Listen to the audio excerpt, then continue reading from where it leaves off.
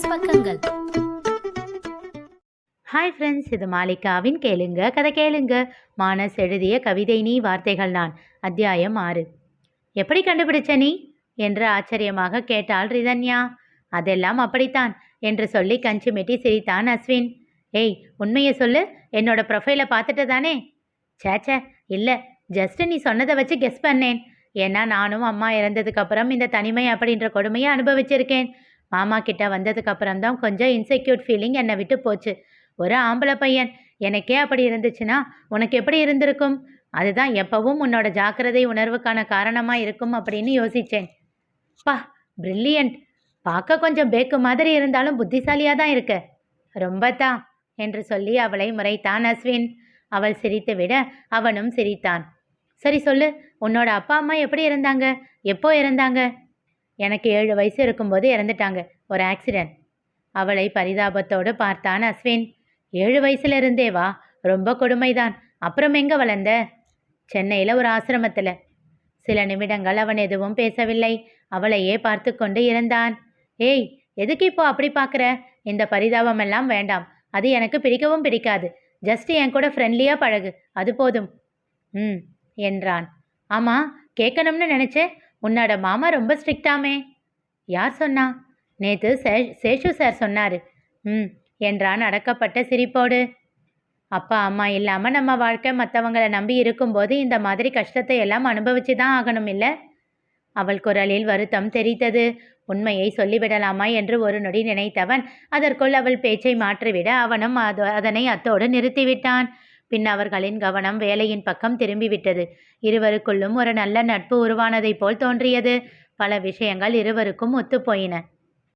மதியம் டீம் மெம்பர்ஸை அழைத்து ரிதன்யாவை அறிமுகம் செய்து வைத்தான் அஸ்வின். எல்லோரும் அறையை விட்டு சென்ற பின் கபிலன் மட்டும் காத்திருந்து அஸ்வினின் கையை பிடித்து கூறினான். டேய் மச்சான், பொண்ணு சூப்பராக இருக்காடா, எப்படியாச்சும் கரெக்ட் பண்ணிட வேண்டியதுதான். அவனை மேலும் கீழும் பார்த்துவிட்டு காலையில் பேருந்தில் அவன் செய்ததை பற்றி கூறினான் அஸ்வின். ஆத்தாடி என்று 2 அடிகள் பின்னால் நகர்ந்தவன், ஹிஹி, சிஸ்டர் ரொம்ப தைரியமான பொண்ணு போல இருக்கே என்று சொல்லிவிட்டு வேகமாக வெளியே சென்று விட்டான். இரவு உணவின் போது கோபியிடம் ரிதன்யாவை பற்றி சொல்லி கொண்டிருந்தான் அஸ்வின். பாவம் மாமா, 7 வயசுலேருந்தே ஆசிரமத்தில் தான் இருக்காளாம். அதுக்கு நாம் என்ன பண்ண முடியும்? அவங்க தலையெழுத்து. ஏன் மாமா, நாம் பண்ணுற பாவ புண்ணியம்தான் நம்ம வாழ்க்கையை தீர்மானிக்குது அப்படின்னு சொல்லுவீங்க இல்லை? ஆமாம், 7 வயசுலேயே அப்படி என்ன பாவ புண்ணியம் அவ சேர்த்திருப்பா? மெல்லியதாக புன்னகைத்தான் கோபி. அது அவ சேர்த்து வச்சது கிடையாது, அவளோட அப்பா அம்மா சேர்த்து வச்சது. நம்ம பிள்ளைங்களுக்கு சொத்து சொகத்தை சேர்த்து வைக்கிறோமோ இல்லையோ, நிச்சயமாக பாவத்தை சேர்த்து வைக்கக்கூடாது. அதுக்கு தான் சொன்னேன். என்றவனின் முகம் வேதனை கொண்டது. அச்சு, என்ன இது என்று அவன் கன்னம் தட்டினான் கோபி. ஒன்றுமில்லை மாமா என்று சொல்லி புன்னகைத்தான் அஸ்வின். அதில் இருந்த வருத்தம் புரிந்து ஆறுதலாக அவன் தலையை கோதிவிட்டு எழுந்து கொண்டான் கோபி. மறுநாள் அலுவலகத்தில் கபிலன் சோகமாக அமர்ந்திருந்தான். அவன் அருகில் சென்று தோள் தொட்டு கேட்டான் அஸ்வின்.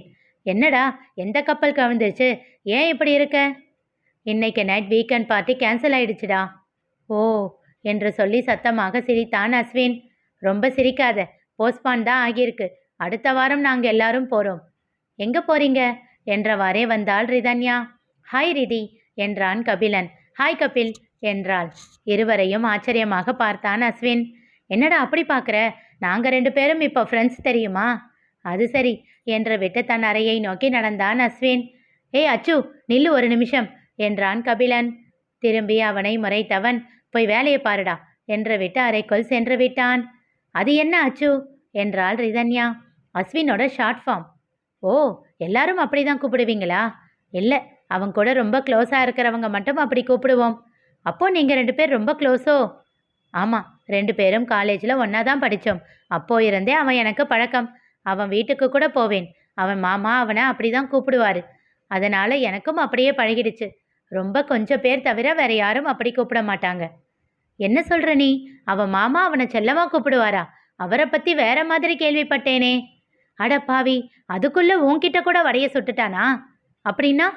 புரியாமல் கேட்டாள் ரிதன்யா. அவன் சரியான உருட்டு மன்னன். அவன் சொல்கிறதையெல்லாம் நம்பாத. இவன் தான் மாமாவை மிரட்டுவான். அவர் இவனை சின்னதாக திட்டி கூட நான் பார்த்ததே இல்லை. அவர் பாவம்.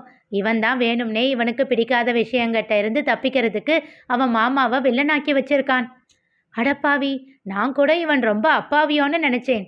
சான்ஸே இல்லை, அவன் அடப்பாவிதான், அப்பாவி எல்லாம் கிடையாது. ஒண்ணுமே தெரியாத பாப்பா மாதிரி மூஞ்ச வச்சிருப்பான். அதை பார்த்து அவன் சொல்றதையெல்லாம் அப்படியே நம்பிடாத.